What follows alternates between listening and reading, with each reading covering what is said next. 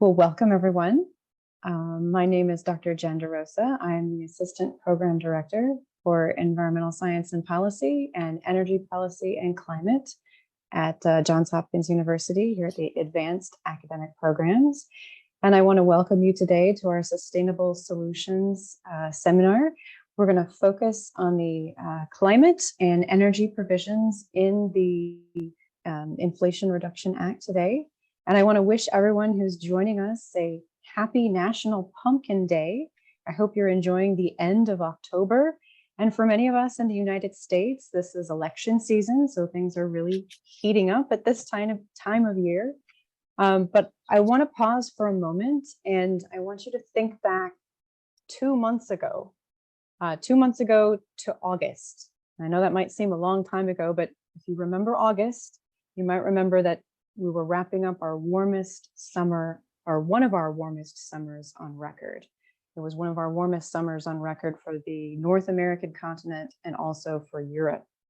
And on August 16th, President Joe Biden signed the Inflation Reduction Act into law. And this bill, which we occasionally are going to refer to today for the next hour as the IRA in our conversation, is viewed as a major accomplishment for Democrats who had been struggling for months to pass President Biden's ambitious social and climate policies.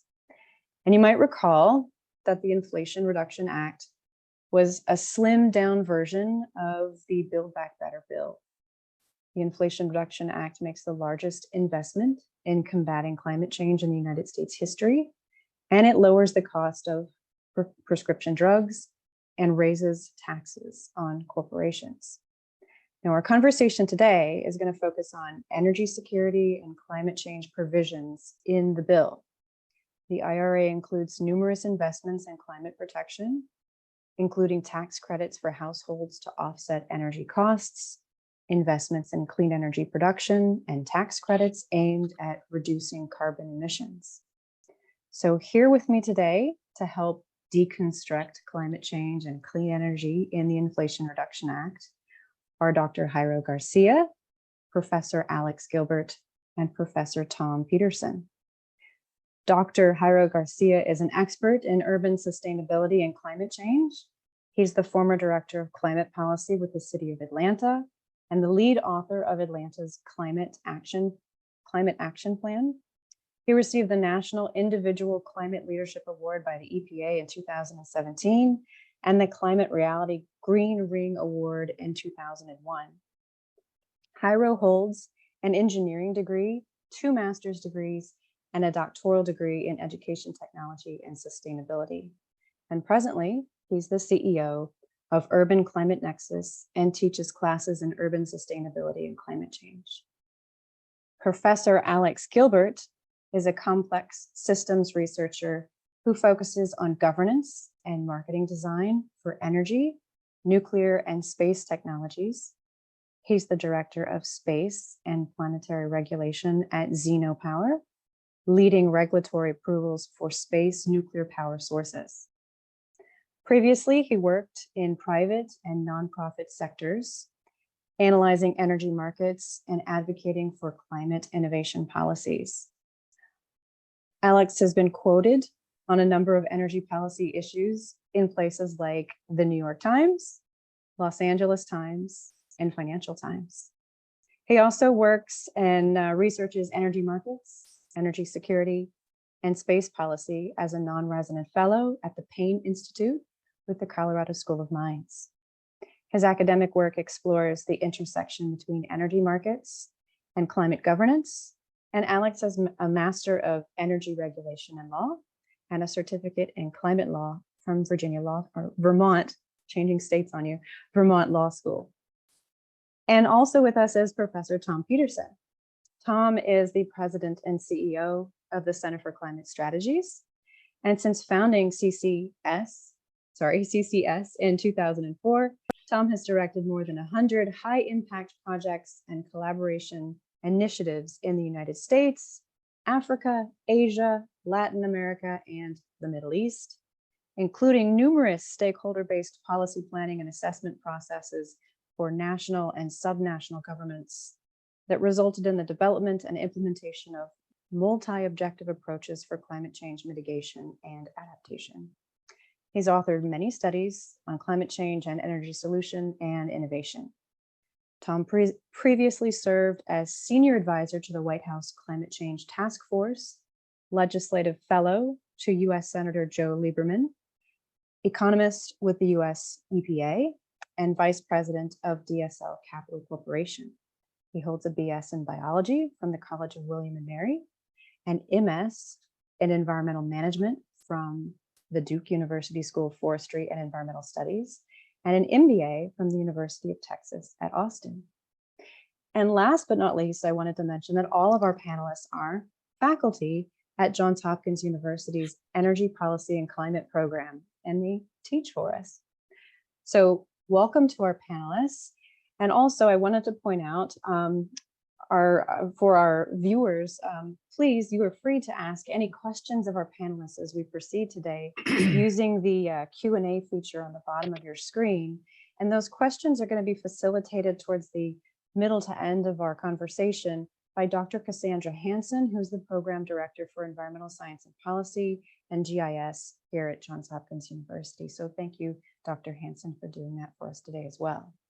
And just because we have so many people logging in and watching today, we would love for you to share where are you logging in from and what your interests are in the IRA using the chat feature. So it's always nice to see where you're joining us from. So feel free to do that using your chat. So now to get started, thank you, Jairo, Tom, and Alex for joining us. I'd like to start with our first question. And our first question, I think I'll start with you, Tom. If you could there's a lot to take in with the IRA, the new bill. For the average person living in the United States, the passing of the Inflation Reduction Act in August this year brought with it a lot of talk that this bill would finally spur investment in clean energy, and in doing so, address climate change. So maybe let's start at the personal level. What are some ways that the Inflation Reduction Act does this? And what can I, from the perspective of a consumer, do to take advantage of it? Great question. Let me just call out a study that Resources for the Future did recently that analyzes some of this, which and it provides an estimate of, I think it's $170 to $220 a year or so on average for household savings and energy costs that are a result of the implementation of the Inflation Reduction Act, but also talk a little bit more about what's behind that. When you look at the big picture for climate change, we are used to hearing about power plants and really large facilities being the primary source of greenhouse gas emissions.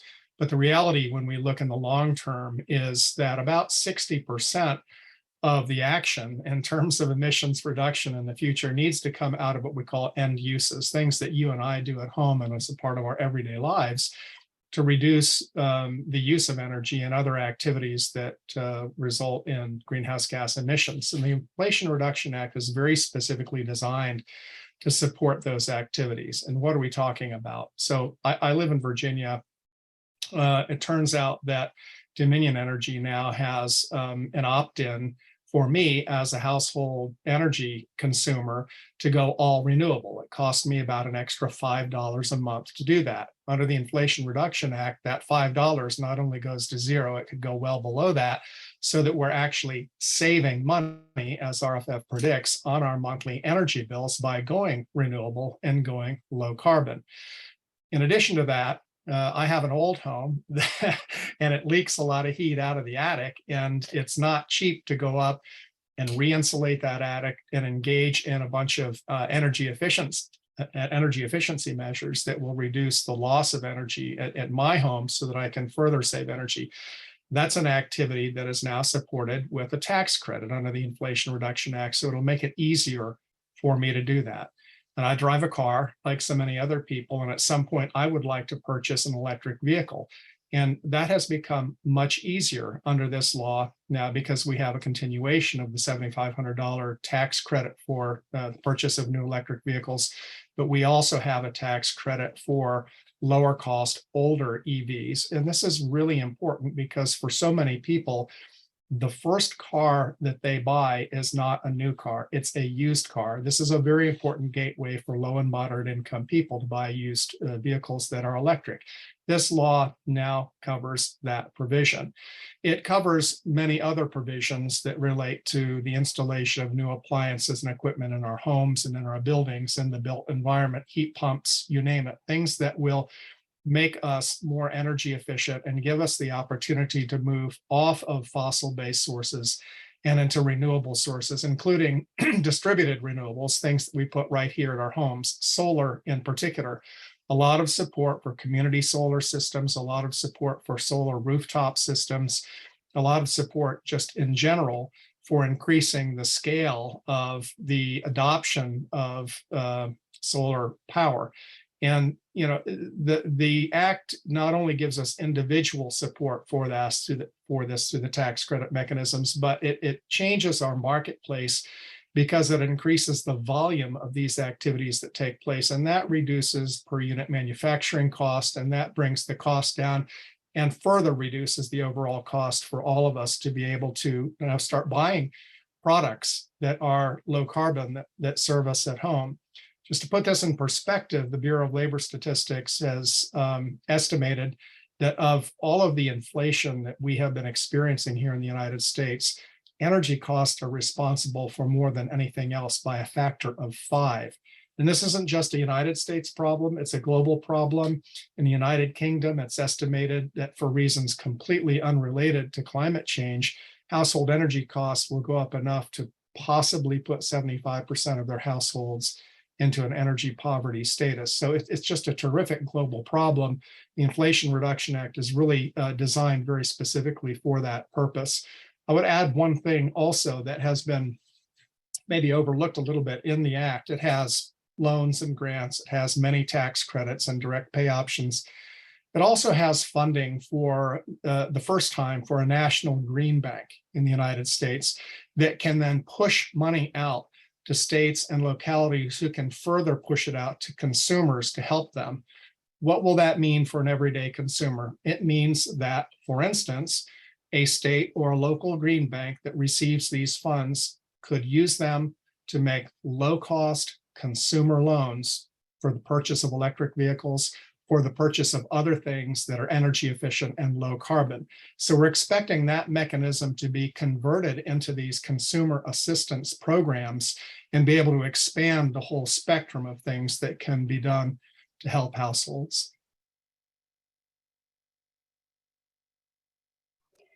Yeah, thank you, Tom. Thank you for pointing out also the National Green Bank. I don't think many people have heard about that, especially in the media conversation that's gone on about the IRA.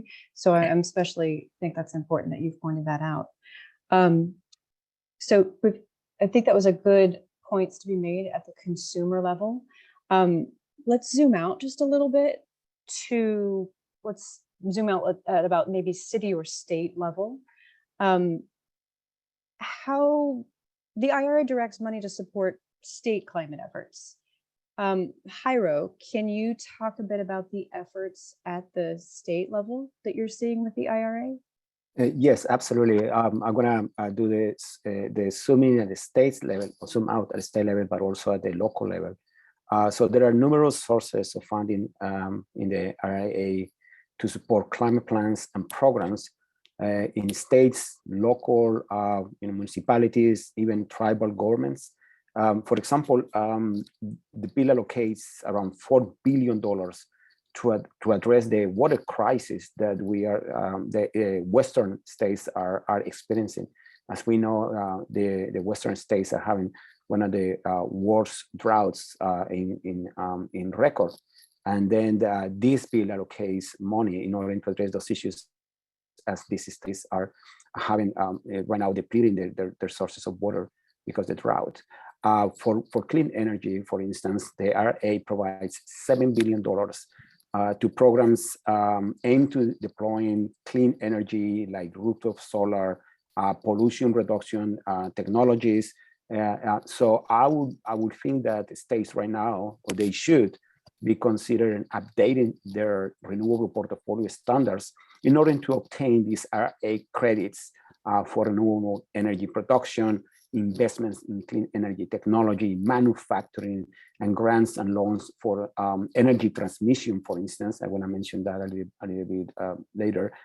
Improving public health, reducing energy costs by bringing clean power to low-income communities. I'm gonna be talking more. Also, the IRA dedicated $20 billion to greenhouse gas reductions fund. There can be, as Tom mentioned, for the creation of green banks. And these green banks can also be available to states, cities, and regions. The IRA supports states and other subnational actors in adopting zero emissions, for instance, for vehicles, buildings, deploying EV infrastructure, incentives for smart growth, housing, transit-oriented development. Specifically for transportation, there are many opportunities for states to clean their fleets and transportations, including $1 billion to convert heavy-duty vehicles to zero emissions, $3 billion to reduce pollution at ports. For instance, I live here in Georgia, and we have an important port that became zero emissions, $3 billion for neighborhoods access and equity grants, and $5 million to set ambitious vehicles emissions standards at regional and local level. For resilience, for instance, I mentioned the Western states, but also in the coastal cities and coastal states, the IRA provides funding for the states to, for instance, do forest conservations, coastal resilience. In other areas, the IRA will help states, for instance, for financing new transport capacities that could foster more cooperation among states and cost sharing between states that are producing energy and states that are requiring clean energy. So the opportunities are enormous for states and cities and municipalities to take advantage of the IRA. Thank you, Jairo. Thank you for that really thorough breakdown, especially looking at the different nuances between the Western states and the coastal states and all the different aspects of that and where the different distributions of money are going for the investment. Before I go on to the next question, Tom or Alex, did you guys have anything in addition to add to that state level kind of question?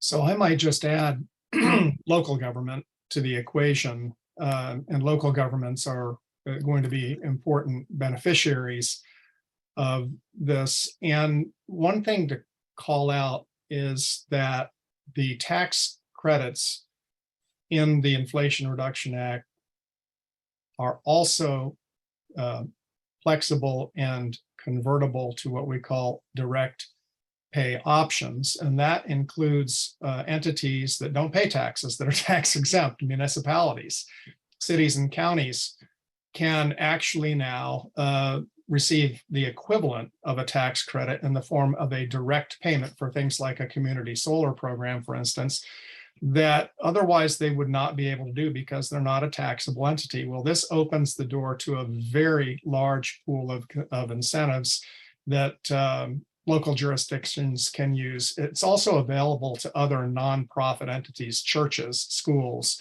community-based organizations at the state and local level. Thanks for adding that. That helps. So, and this question is for Alex. So we, at this larger level, we are seeing a really big shift towards electrification. To what extent does this Inflation Reduction Act account for the grid and transmission upgrades and the ability to handle this shift towards electrification? Yeah, thanks for that question, Jen, and for setting this whole event up. This is, I think, a really timely discussion. Kind of at a high level, it's important to note that when we look at the electric sector, the power sector, it's actually been our largest source of emissions reductions over the last 15 to 20 years.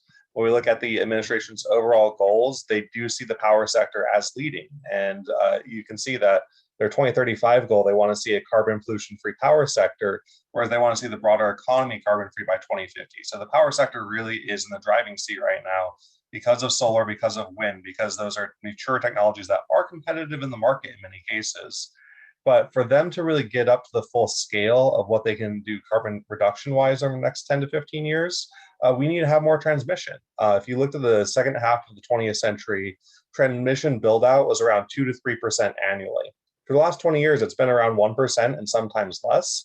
What that means is that even if we can build out the solar and wind, we're not going to have the right demand signals or ability to get that solar and wind to where it needs to be to actually reduce emissions to replace fossil fuel power plants.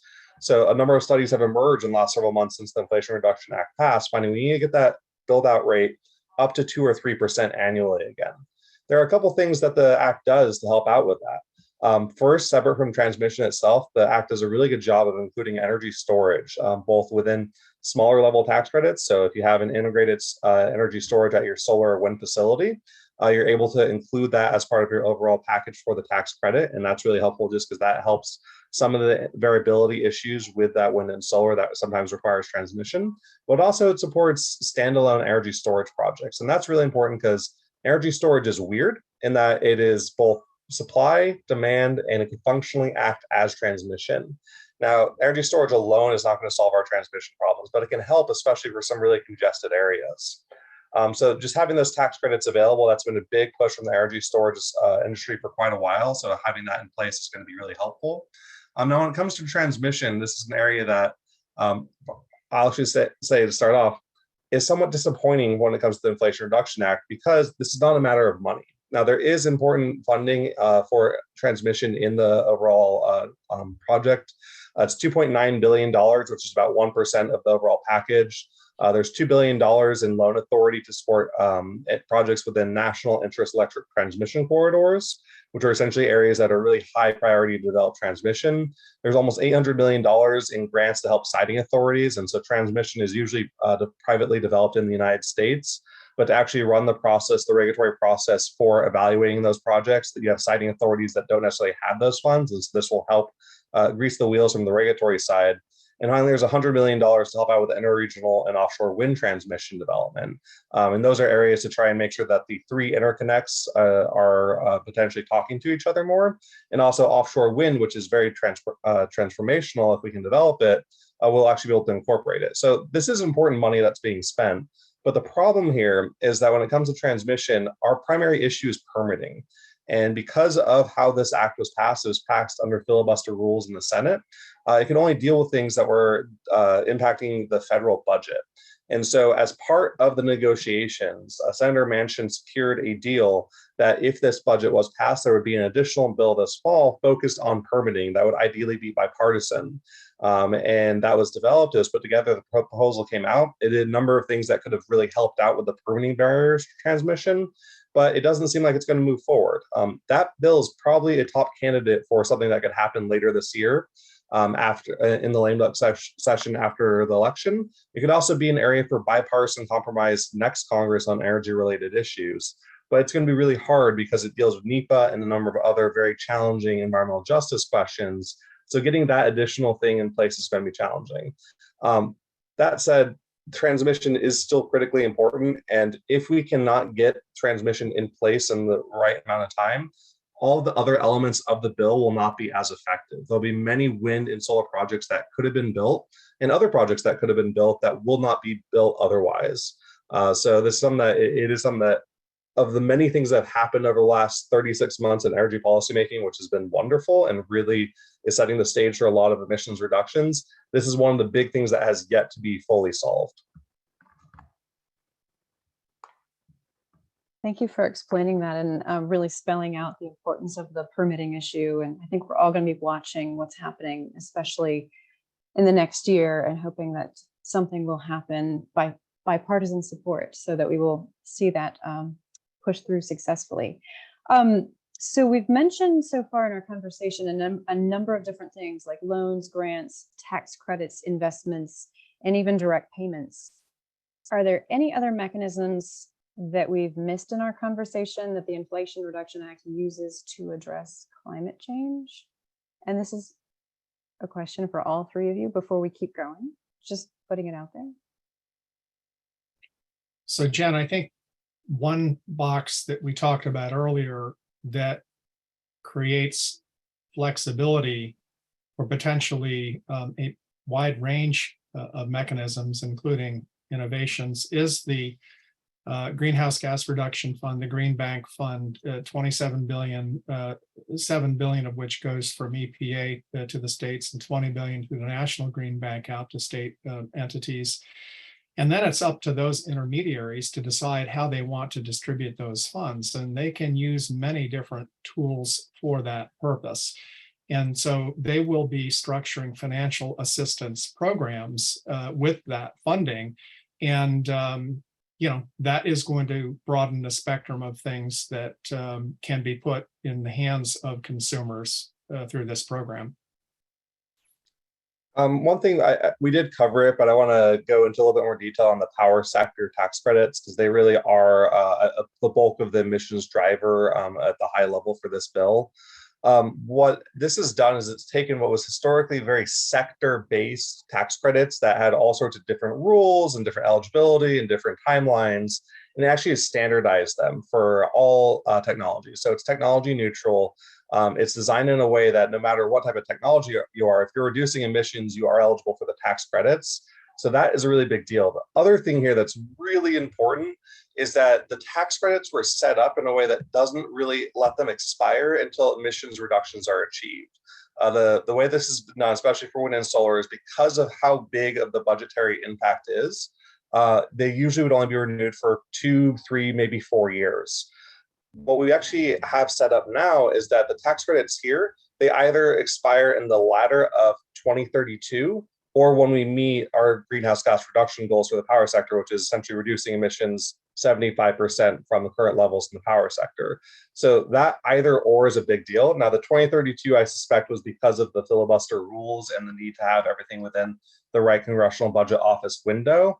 But being able to get that second point that, okay, even if we don't meet this by 2032, the tax credits will still be in effect until we meet our goals. That's a really big deal. That creates a lot of investment certainty for the relevant entities that we are going to be heading towards this carbon-free future, even if it might take a little bit longer than we're hoping.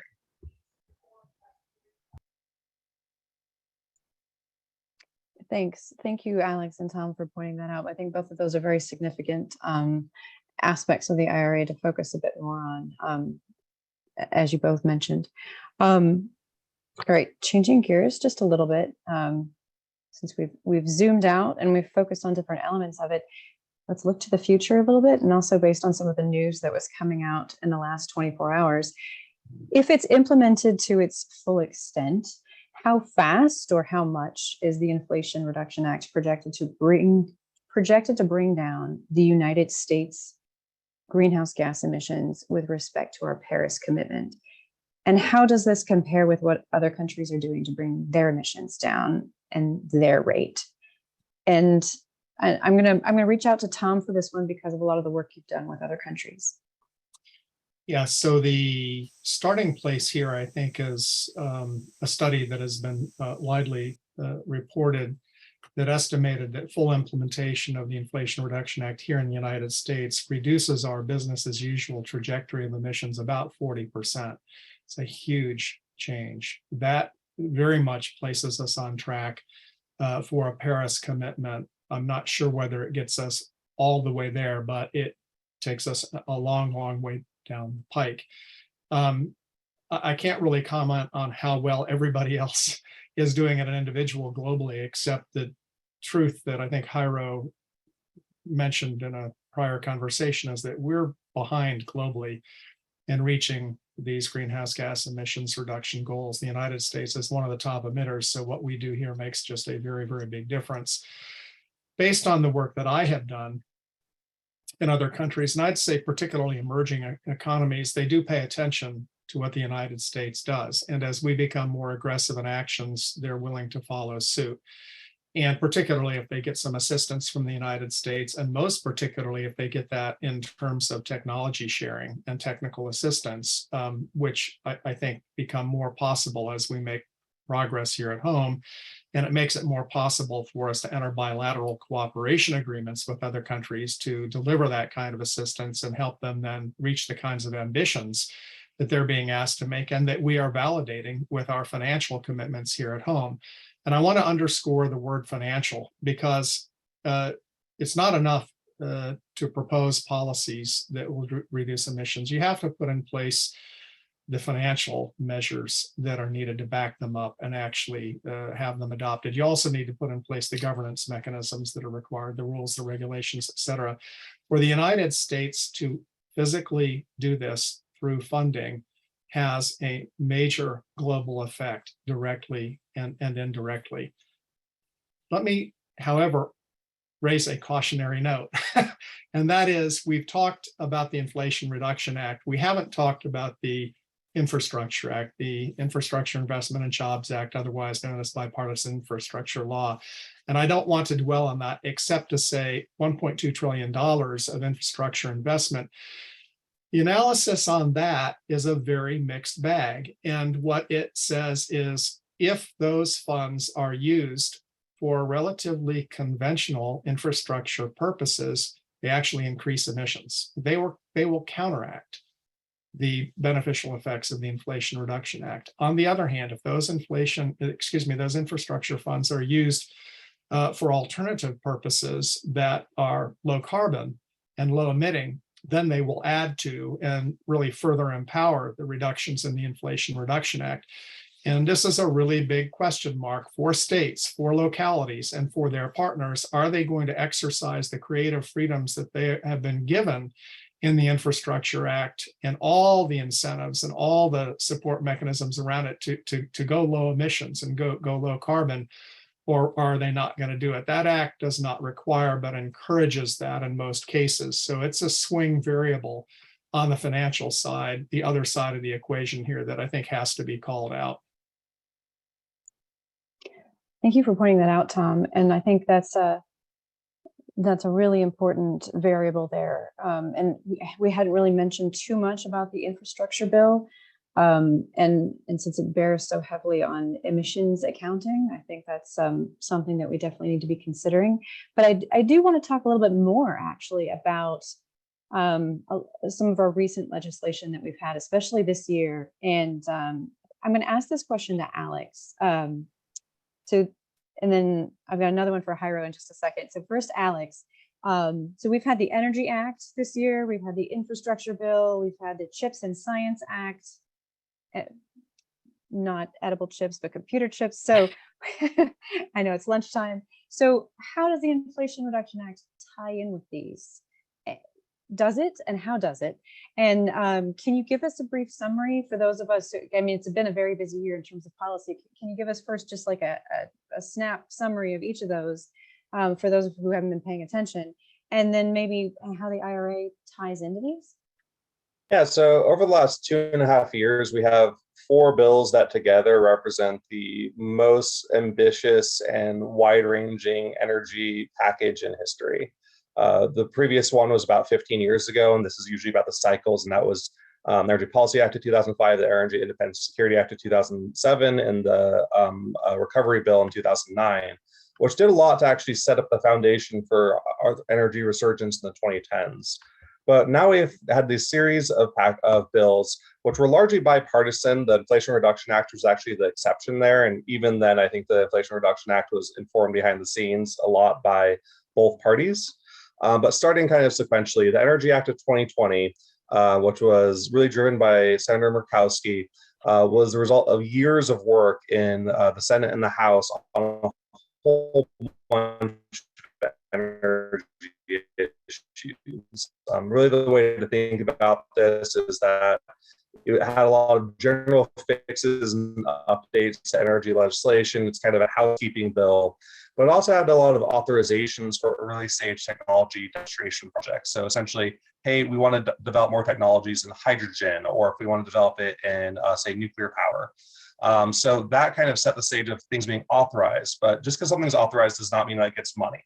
So then we have the infrastructure bill. Now, the infrastructure bill, as Tom rightly pointed out, was not designed necessarily with emissions in mind. It could have impacts in either direction. There were elements of it, though, that definitely do lead to reduced emissions. And I think the biggest areas there are appropriations for the authorizations in the Energy Act of 2020. And so that's actually showing that not only are we saying we should do these demonstration projects, we're putting federal money behind them so that this decade we develop all sorts of new technologies that give us plenty of options in the longer term.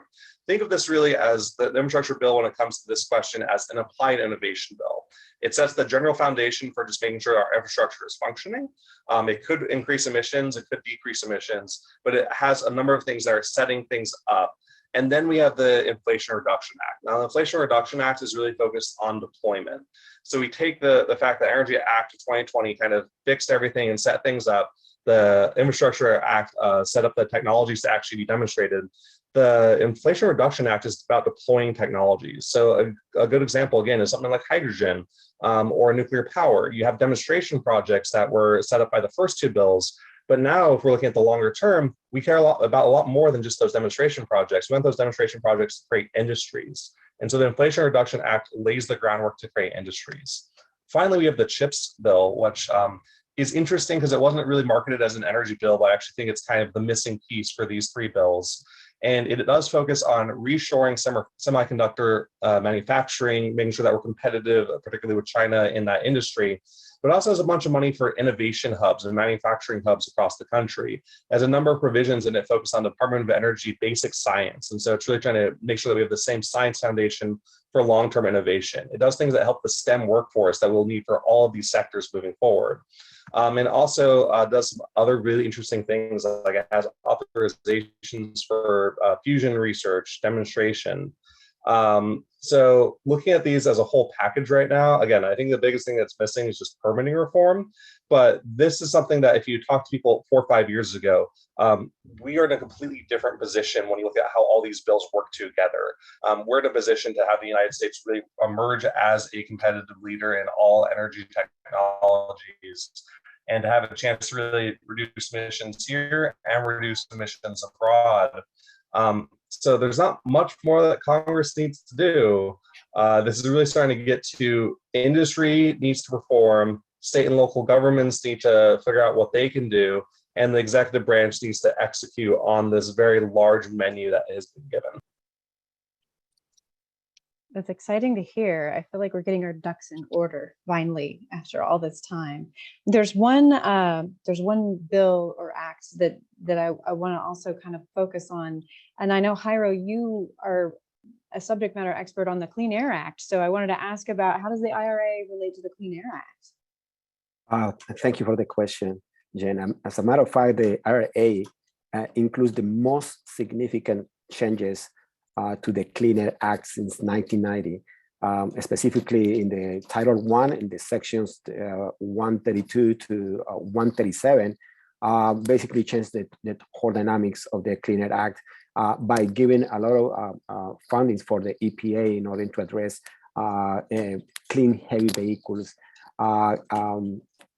grants to reduce pollution, ports, greenhouse gas reductions, low emissions, electricity programs, methane emissions, and waste reductions, greenhouse gases, pollution from plants, etc. So and I think the most important part of the IRA is that it repeatedly mentions that greenhouse gases like carbon dioxide, methane, etc., all of them are air pollutants. And you will say, but yeah, we know that, but apparently the Supreme Court haven't received the memo. We know in previous, when Massachusetts sued the EPA for not regulating greenhouse gases, the Supreme Court fell and I said, listen, the EPA has to tell us if greenhouse gases are pollutants, air pollutants, and the EPA found that they have many conversations with the scientific community, etc., and they have what we call the endangerment finding, and they say yes, the EPA, greenhouse gases are air pollutants, but the conservatives in the Supreme Court still don't believe it. And then in the recent decision in the case of West Virginia versus EPA, again, the conservative judges in the Supreme Court is telling us that no. I mean, if it doesn't matter what the EPA says, the Congress has to tell us if greenhouse gases are air pollutants, and that's a very specific in this IRA bill that specifically mentions many times. So they were the Democrats that put together this bill, they were very specific because you can read it many times in the bill. The greenhouse gas emissions are air pollutants. So hopefully right now the conservatives in the Supreme Court get a memo and they understand it, that they are pollutants. So this is extremely important because then it basically makes it very difficult for other states, other individuals or entities to sue again the EPA to control something that it should be doing with the Clean Air Act. So I think this is very, very important, or not only the changes in the amount of fundings that this bill is giving to the EPA to implement the Clean Air Act, but also to basically the decisions and the repeatedly and constantly a reminder to the judges of the United States that the greenhouse gas emissions are pollutants, which basically gives a lot of power to the EPA to basically do what they're supposed to do, which is with the Clean Air Act to control greenhouse gas emissions. And with that, obviously, we tackle climate change. So I think this is very extremely substantial. And when I read in the story of the ARA bill, most of the push that they are having, it was basically for this specific definition of what constitutes an air pollutant. So I think it's very significant for the Clean Air Act and for the function of the EPA in the future. Thank you for that explanation. And that it's nice to hear that the official definition of which greenhouse gases are pollutants are codified now by the Congress in the IRA. One last question for our panelists, and this is actually, I'm going to ask this to Jairo. I have a lot of members in our community that I know are wanting me to ask this question, so I put it on there, but I saved it for last. And then I want to remind our viewers, if you have any questions for any of our panelists or for just a general question to the panel, please use the Q&A feature on the bottom of your screen to ask it. So for Jairo, I know there are many members in our community that are concerned about environmental and climate justice. So to what extent does the Inflation Reduction Act account for environmental justice? Oh, and you're on mute, sorry. Yes, thank you for the question. It's significant how this bill is going to address the issue of environmental and climate justice. Tom mentioned about the green banks. That's extremely important. $20 billion for green banks, but the bill specifically assigns 60% of this money needs to go. 60%, more than a half, has to go this money for green banks in disadvantaged communities. For instance, the communities that require or they need solar or promoting any kind of environmental justice, which is significant. The IRA offers billions to improve quality of life of low-income communities. For instance, that they depends of parks, that they requires forests in order to provide resilience in water supply projects that lack reliable water supplies. That is part of the bill. Some grants will be available to address, obviously air pollution that affects mostly low-income communities. $1 billion is dedicated to clean, heavy-duty vehicles that can help with those communities. For instance, buses, garbage trucks, school buses, which is fascinating, the whole topic about how the school buses can be served as a storage for energy. The school buses operate in the morning and then just stay holding there and doing nothing until the evening, when they drop the kids at the houses. During the whole day, they can be storage energy that they can supply to the grid. So it's very exciting about how this EV grid integration can happen using school buses. More than $4 billion available to help states to create rebates program for homeowners who have demonstrated that they are doing energy efficiency, including apartments, which most of the low-income communities live, affordable housing. For instance, they give up to $14,000 for electrification projects in low and moderate income households or apartment buildings. Billions more are allocated for tax credits and rebates for consumers for purchase, including new and used clean vehicles. We were talking about that usually the low-income communities, they buy used vehicles. So this bill provides those fundings. Provides $7 billion to programs to deploy clean energy like rooftop solar that is going to help those communities, pollution reduction technologies, etc.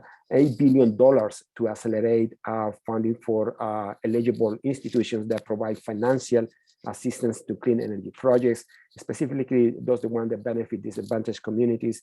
So yeah, $8.6 billion, for instance, available for residential energy efficiency. $1 billion is allocated to assist or upgrade building codes. As we know, low-income communities are the ones that are paying higher bills because they cannot afford to retrofit those buildings. So by providing these incentives to homeowners or building owners, that at the end is going to help these communities. So it's immense. It's immense, and I'm looking forward for the implementation of all these projects. Thank you for that rundown. That's a very impressive list, and when we're thinking about climate justice. We've got about 14 minutes, and I want to make sure we have time to take questions from our viewers. So I'm going to now turn it over to Dr. Hansen, who's going to give voice to some of your questions. Excellent. What a very interesting presentation. And thank you, panelists. Great questions rolling in here. So I've been trying to organize it based on topic, but we'll see how well I do in this. So Diego asks, how will emissions reduction be measured? This seems to be a quantitative oversight with the idea of emission reductions is discussed involving a trigger mechanism within the IRA policy.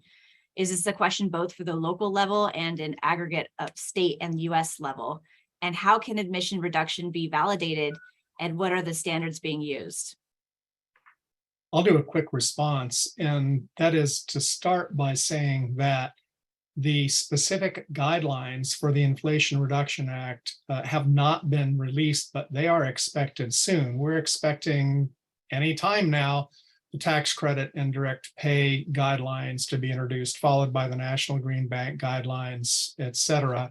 They will spell out more clearly the requirements for compliance for these incentives, including the documentation of benefits, which will include greenhouse gas emissions. And on the parallel legislation with the bipartisan infrastructure law, you will see that federal agencies are assembling guidance and then tools, calculators, for instance, to help with that process for entities that will apply. So there'll be a bit more to that story, but it's just very important to recognize that there are very standard procedures for the assessment of very specific line item investments of funds and the effect that they have on greenhouse gas emissions that can be brought forward and used for that purpose, many of which we teach here at Johns Hopkins University, I might add.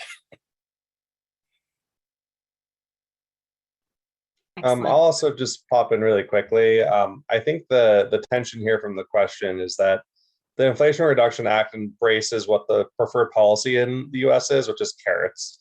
We don't really use sticks to reduce emissions. That's been a long debate. We are not using a carbon tax. We're not using cap and trade. We generally are trying to incent people to do things instead of punish them for doing things we don't want them to do. And so it is a limitation from a policy security perspective. We're not necessarily sure we're going to reach our reduction goals with this.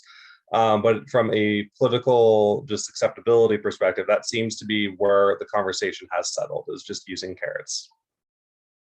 Excellent, thank you. So Brian asks, Dr. Garcia indicated that states need to update the RPS to be able to receive some of the IRA funding. Could you please clarify a little bit more? Yes, the point I'm trying to mention is that states, if the best option for the states is to upgrade their renewable portfolio standards. It's not that they are forcing the states to do that. It's just that by improving the portfolio standards, they can accelerate the migration to the transition to carbon economy and take advantages of the IRA. So many states right now are in the path of or became carbon neutral, so they have the renewable portfolio standards, but most of those are not aggressive enough. But now with the IRA and with the money that is coming, that would be a suggestion for the states to do it. If I were in the states and want to receive those grants, the first thing that I would do is to upgrade my renewable portfolio standards. In order to get those grants, and then improve the economy of the state where I'm located. Excellent, thank you. And Kathleen asks, will underserved communities be given equal opportunities for these tax credit greenback funds? She would like to hear more about the justice aspects behind the IRA. So I'll just start by saying we have the IRA and the infrastructure law, and they they're slightly different. There's some overlap. And so as Jairo was mentioning, we have per se requirements for disadvantaged communities within certain parts of the IRA. Almost the entire Inflation Reduction Act is subject to a 40% environmental justice requirement, the EJ40 requirement that says 40% of dollars and benefits need to go to disadvantaged communities, which include measurements by income and other attributes. So there are requirements here that have to be met specifically for disadvantaged communities. In the Inflation Reduction Act, there are additional requirements for prevailing wage and workforce diversity. There are also Build America and Buy America provisions in terms of the domestic content of products that are intended to support domestic production and domestic supply chain as well. And those are married to the diversity and disadvantaged community requirements, so that the effort here is to try to actually stimulate economic activity in those communities. Thank you. Okay, so we're going to go back to Tom again. We have a question specifically for you. You mentioned the used EV credit alongside the larger new EV credit, which sparked a lot of interest. Is there any evidence to suggest that this will make it much easier to buy the used cars? I worry that just the captured, the new cars captured by the manufacturers for those who can purchase those new cars. But the concern is that we're not going to see the used cars EV as an option. Could you speak a little bit more to how that will work? Yeah, so this is one where I'd really like to see the issuance by IRS of this guideline, which is expected imminently, that will formalize this. But the expectation is that there are going to be tax credits available for these lower cost EVs. That's matched in parallel, by the way, on the infrastructure side for money that's supporting electric vehicle charging stations. And many states, including Maryland, where I've done a bit of work, is intending that those charging stations serve not just new electric vehicles, but also the older technologies, so that as people buy those cars, they can charge them, so that we do this together. Now, putting this in a little bit of perspective, I live in an area where pickup trucks are very popular. And right now, there's a waiting list for Chevy's new Silverado. And on the lot, the base version of the EV pickup truck it's $42,000, and then the tax credit for that new vehicle, we're not talking an older one, that new vehicle is $7,500. That's, even without the tax credit, the same price as a gasoline powered base model pickup where I live. So we're already on par without the tax credit, and the tax credit drops that down. The electric vehicle market is already competitive. It's really a matter of supply matching the demand that's out there. The faster that demand is met by supply, the faster we get used electric vehicles in the system. And as I mentioned earlier, the turnover of vehicles is what makes it possible for low and moderate income people to get these new technologies. So it's really a combination of making those credits available right now, but getting this system rolling so that we can get used vehicles out on the street in addition to new vehicles. Thank you.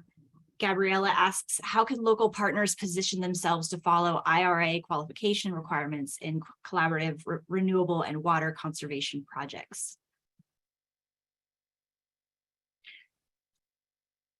So these, obviously, they need to work with the municipalities, very close with the municipalities, and sometimes even with the states. But right now, this is the time for cities, obviously states and cities, to speak up and start to demonstrate the need that they have to improve their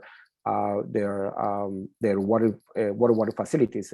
When I was working with the city of Atlanta, one of the largest emitter of carbon emissions was the wastewater plant. They use enormous amount of energy to clean the water, and as we have seen through the country, we have towns that they don't have clean water, and many times that is related to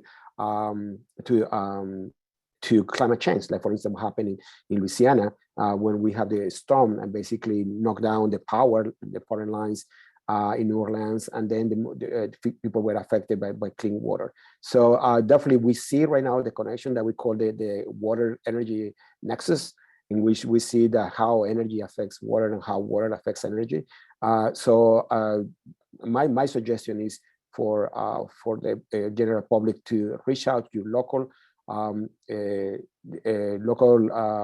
officials and work with them in order to be sure that they don't get sleep and they don't get advantage of what all this opportunity that are bringing the bill for their communities. Thank you. If I might just add, it's so important for community-based organizations right now to do exactly as Jairo suggested.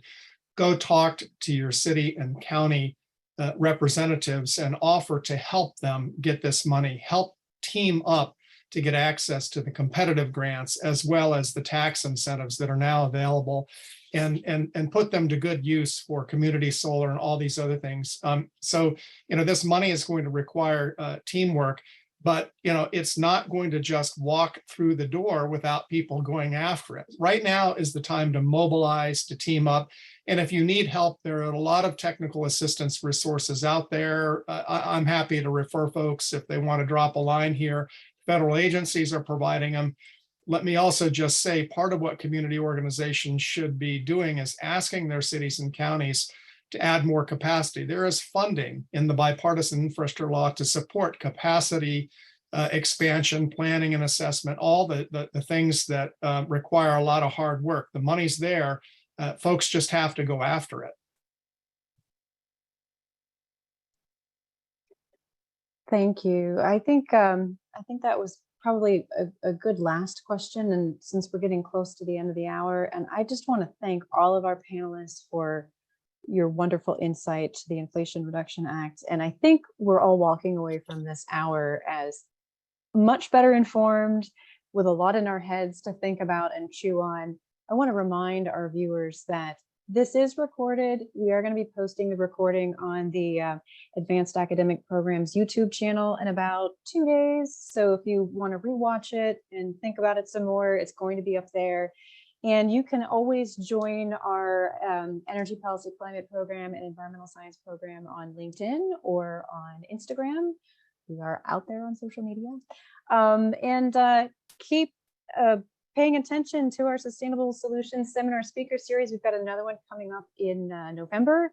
I'm blanking on when the day is, but it's coming up in November, and we're going to be talking with our Dr. Oceans, Dr.